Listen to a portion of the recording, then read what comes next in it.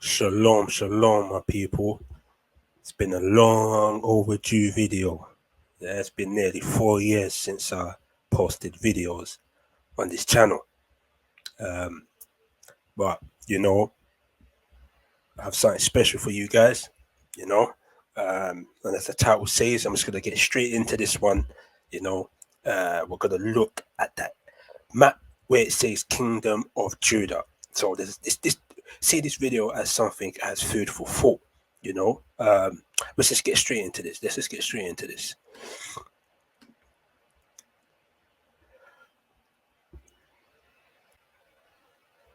So, what made me set up a video like this? Right? You get a lot of videos on YouTube, right, talking about the Kingdom of Judah, the slave coast, etc. Right? And there's a lot of history pertaining to this area. Okay. Now, for me, my channel is based on the Yoruba people, okay, and the history connecting to them to Israelites, right? But what we need to understand about this particular area, okay, is it a coincidence that they've just made it or they called it the Kingdom of Judah?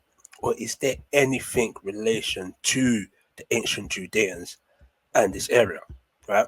So these questions that we need to ask, can we find any cultural resemblance with the ancient Judeans?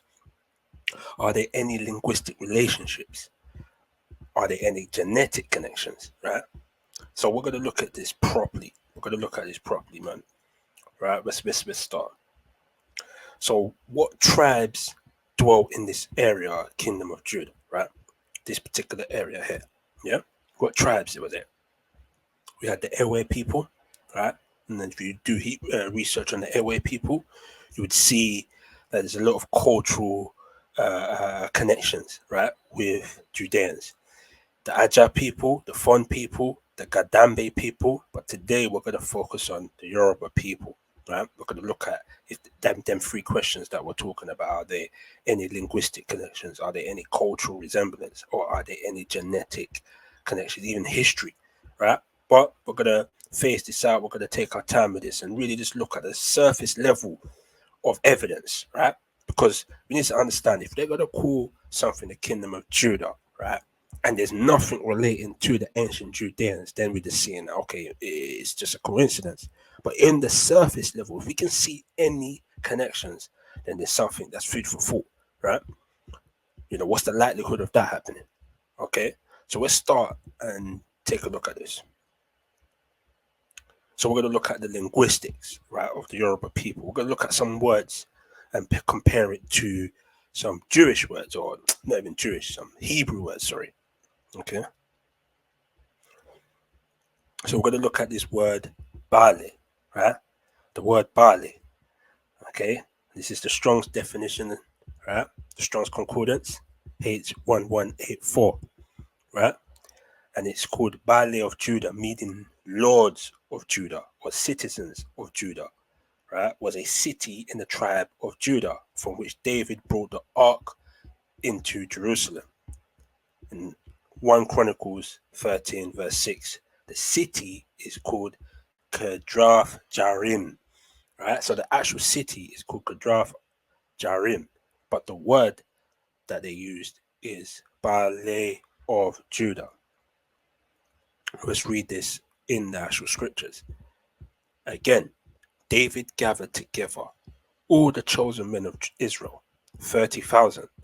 And David rose and went with all the people that were with him from Bale of Judah to bring up from hence the ark of God, whose name is called by the name of the Lord of hosts that dwelleth between the cherubims. So we see David gathered all the chosen men, right, very important, and David arose and went with all the people that were with him from Bale of Judah. There was obviously another name for that area that it was from. So we need to understand that this Bale is relating to the chosen men, right?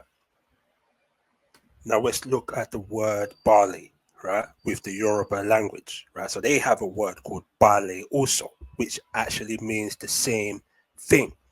Let's read it. So it says, in Yoruba culture, Bales are local chiefs or community leaders who play important roles in the governance and administration of their respective towns or villages. The word Bali literally means father of the land or lord of the land, right? In Yoruba language. Traditional authority. Balis are traditional rulers who derive their authority from the customs, traditions, and history of their communities. They are often recognized by the state government and play a role in maintaining peace, order, and development in their areas. So we have one word that we've established here, right? A Hebrew word that we've seen here, okay, Bale, which literally means Lords of Judah, okay, and we've read there that David came with the chosen men of Israel, right, with him from Bale of Judah, okay, and we can see that the same word Bale amongst the Yoruba has the same form of meaning. Like I said, this is food for thought. You know, what's the likelihood of having, an area where the Yorubas dwelt called the Kingdom of Judah and having a word that's similar to the Hebrew word, right? But that's just one word. Let's continue. Right? Now we're going to look at the word Eloah or Eloha, Strong's Concordance 4H433. Now, what's this word? This word means God, right? So the God of Israel, right? 52 times, and then obviously the false God, uh, 5 times, right? And you see the Strong's definition is Eloah, right? In the Bible, Eloah is a Hebrew word that is the root of the plural word Elohim, which means gods or godhood. Although Eloha is grammatically plural, it often refers to a single deity in the Hebrew Bible, especially the God of Israel. So the Eloah is relation to the God of Israel. Right? Now let's see, is there any connections here? Now let's look at the word for Lord God with the Yoruba, and we see Lua, right? I mean Olua, okay, which means Lord. And amongst the Yoruba, this literally means God because you have their names Olua, Femi, Olua, so and so, which means God, so and so, right? It's a relation to God, and we can see the same patterns of the word as we see Elowah. So the H is maintained, but with the Yoruba, the H is dropped. But we see the same consonants, the L, the W, the A, right? It's the same form of the word. And then with the dialect, because there's certain dialects with Yoruba, they have the ancient dialect where you can also say Eluwa, which is exactly the same as we read here. Elohua, Eluwa, right? Now we see again another pattern. Like I said, what's the likelihood? If there's a linguistic connection in an area called the Kingdom of Judah with Hebrew words, maybe, the person that actually, put the Kingdom of Judah there knew what he was talking about. Now let's look at the word Bereshit, right? Another fundamental word with the Judeans, the ancient Judeans, even the Jewish people today, right? And it's been known that this particular word, even the people that are claiming to be, the Ish people, yeah, they don't even know the full understanding or the meaning of this word. They just found it when they found the language, right? Okay, what's the meaning? Bereshit or Bereshit is the first word both of the Jewish Torah or the Christian New Testament of John, which alludes to the Torah. It is typically translated as in beginning and may refer to in the beginning. The reason why they say may because they can't really decipher like the true meaning of the word because they don't have the original Paleo Hebrew language, right? But let's look at the Yoruba. So with the Yoruba, the word for beginning is ibere, right? So we see bereshit for Genesis, which literally means in beginning, and with the Yoruba, ibere literally means beginning. Now, obviously, I'm not well versed on the Yoruba language. I don't speak it, but I know that there's certain words. Yoruba is a very descriptive word.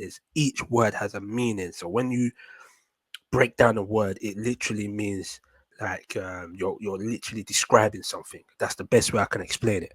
But again, we see a third word, right? We've got the Bale, which is the same meaning, right? We've got God, right? Elowa, right? Which is the same meaning with the Yoruba. Eluwa. It's just Yoruba has a variation, right? Of the same word, which shows that that's an Hebrew language, right? And then we see again the Bereshit, and then we see Ibere, right? These are, remember, this is surface level. I'm not even going too extensive, too deep into this. It's just surface level. Like you're looking at words, you're looking at Hebrew words, basic things, right? And again, we're seeing a linguistic connection. So that is ticked. So we're going to now look at the cultural. Is there any cultural things that we can look at with the Israelites that we can see among the Yoruba that they're practicing? Okay, right? Remember, Yoruba dwelt in that area with the kingdom of Juda, with the other tribes, with the Ewe, Gadambe, Fon, and the Aja people, right? So can we see anything relations to what the ancient Judeans done and what the Yorubas do, right? So we're going to look at this culture. Right? I think this one it screams a lot of volumes already.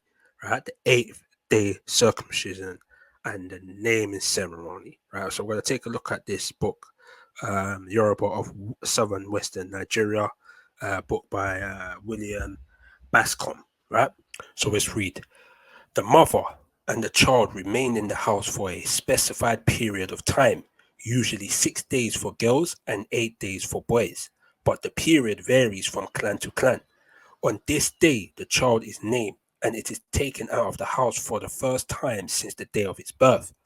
Early in the morning, the child is bathed, and the mother bathes, dresses in fine clothes, and sits with her child near a bowl of water. The father comes forward and drops money into the water, announcing the name of the child, followed by his father and mother. Then the mother names the child without contributing any money. Right, so this is the naming ceremony amongst the Yoruba, right, and it's done for the boys on the 8th day, right? And we know that this child is circumcised on that same day also. Okay, it's a taboo not to be circumcised amongst the Yoruba. This is a known thing. Okay, but let's continue. So we see the same cultural uh, element with the Judeans also, right? And this starts from the patriarch Abraham, right? And the Lord visited Sarah as he had said, and the Lord did unto Sarah as he had spoken. For Sarah conceived and bare Abraham a son in his old age, at the set time of which God had spoken to him. And Abraham called the name of his son that was born unto him, whom Sarah bare to him, Isaac. And Abraham circumcised his son Isaac, being 8 days old, as God had commanded it. Right. So we see Isaac being circumcised on the 8th day and his name, right? But we're gonna see that it's on the same day, right? And when 8 days were accomplished for the circumcising of the child, his name was called Jesus. Now this is Luke chapter 2, verse 21, right? Which was so named of the angel before he was conceived in the womb. So we can see that on the 8th day they had a naming. They named the child on the 8th day, right? We see a naming ceremony similar to how the Yoruba named their child on the 8th day and is circumcised on the 8th day. Again, what's the likelihood, right? But let's continue. We're going to now look at another significant part of Yoruba culture, which is the twin culture or the namings of twins and how the twinning convention with Yoruba and how they structure the orders of twins, right? And we're going to see this with the Judeans as well. So it's called the twin culture Ijebi. The second born becomes the firstborn, right? So this is going to be something that's pretty hidden. The Yoruba know about this, but they don't know the significance and how it's related to the Bible. Okay, but let's continue. So twin naming and order amongst the Yoruba. So when twins are born, they get a particular name, right? So the firstborn name is Taiwo, right? So Taiwo, the firstborn twin, Taiwo means the one who tasted the world first. It is believed that Taiwo is sent by the other twin, Kehinde, to scout the world and to determine if it is a good place to live. Taiwo is considered the younger twin, even though they are born first. So the firstborn twin has considered the younger twin, right? This is a very unique way they deal with twins amongst Yoruba. I've not seen or heard of anything amongst any other groups of people that do something like this with twins. So let's now look at Kehinde. Kehinde, second born twin. Kehinde means the one who comes after. Kehinde is believed to be the elder twin who allows Taiwo to go first. Kehinde is considered the more cautious and reflective twin, right? So we see here that the second born twin, right, is considered the elder twin, and the firstborn twin is considered the younger twin. This is very interesting and very unique, right? So let's look more into this, right? Traditional belief. In some traditional Yoruba communities, Kehinde is the second born twin, right? Kehinde, the second born twin, was considered the elder and had the right to inherit the family's property. This belief was based on the idea that Kehinde sent Taiwo out first to test the world, and therefore Kehinde was the original and more important twin. Right, so this is how they say it comes about, because they believe that Kehinde sent Taiwo first because he's the elder to see if the world's okay, and then as Taiwo goes out and cries, Kehinde knows that it's good, so he comes out. Right, this is where they say the folklore comes. But we're going to look more into this and see, did Israel have something similar like this, a twinning convention like this? So let's look into this. Right? The second born becomes the firstborn. Twin culture within the ancient Israelites. So we're going to look into the Bible, right? And read the scriptures to see if there's anything similar to how we see the Yoruba order their twins. Remember, the second born twin becomes the firstborn, and the firstborn becomes the last born, right? So let's see if there's anything similar in the scriptures in the Bible with the Israelites, right? So Genesis chapter 25 from verse 20 to 23.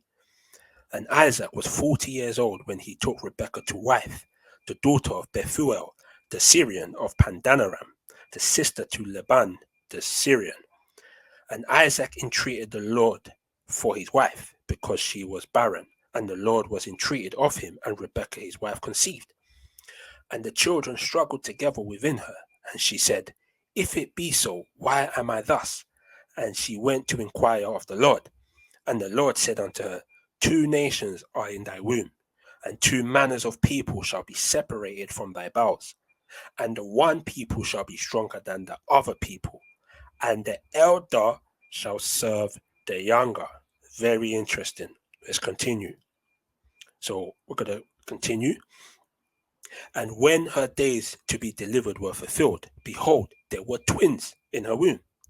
And the first came out red, all over like a hairy garment, and they called his name Esau. And after that came out his brother, and he took hold on Esau's heel, and his name was called Jacob. And Isaac was 80 years old when he bare them. And the boys grew, and Esau was a cunning hunter, a man of the field, and Jacob was a plain man dwelling in tents. And Isaac loved Esau because he did eat of his venison, but Rebekah loved Jacob. Right? So we're seeing something progress here, right? And we're seeing something in terms of like the character, where the Yoruba say that the younger twin is the more reflective twin, right? And the most important twin. Okay, let's continue. And Jacob sowed pottage, and Esau came from the field, and he was faint. And Esau said to Jacob, Feed me, I pray thee, with the same red pottage, for I am faint. Therefore was his name called Edom. And Jacob said, Sell me this day thy birthright. And Esau said, Behold, I am at the point to death. What profit shall this birthright do to me? And Jacob said, Swear to me this day. And he swore unto him, and said, he sold his birthright unto Jacob. Then Jacob gave Esau bread and pottage of lentils, and he did eat and drink and rose up and went his way. Thus Esau despised his birthright. Right? So we're seeing again, right? It's relating to the younger twin getting the firstborn birthright, right? Which the Yoruba do amongst twins. This is very interesting, right? So let's look at this, right? So Baba Isaac, or the father Isaac, that's what Baba means amongst Yoruba, yeah? We see Jacob as Kehinde, right? Because he's the second born twin, but he's the firstborn, right? And we see Esau as Taiwo because he's the firstborn but becomes the second, right? We can see something similar. But guess what? It doesn't stop there, because you need to also remember that the Yoruba, if you do your research, quick research, the Yoruba have the highest twin rate in the world. This is what is obviously, I don't know how accurate that is. I don't know what data studies they've done to come up with that, but this is what's said. This is what's known, right? And with the Israelites, we see a lot of twins. Now let's continue. Because we're gonna see the same convention of twinning. That the elder becomes the lastborn, and the lastborn becoming the elder. We're gonna see this amongst Judah as well, right? So let's go to Genesis chapter 38, verse 29 to 34. And this is Zerah and Phares, right? The twins of Judah. Let's see what happened. Let's see if there's anything similar with how the Yoruba do it. Okay. And it came to pass in the time of her travail that, behold, twins were in her womb. And it came to pass when she travailed that the one put out his hand, and the midwife took and bound upon his hand a scarlet thread, saying, This came out first. And it came to pass, as he drew back his hand, that behold, his brother came out. And she said, How hast thou broken forth? This breach be upon thee. Therefore his name was called Phares. And afterward came out his brother, that had the scarlet thread upon his hand, and his name was called Zerah. So we see, the similar type of folklore, how the Yoruba say Kehinde sent Taiwo to come out first, right? And him being the elder, we're seeing the same type of convention. This is surface level, right?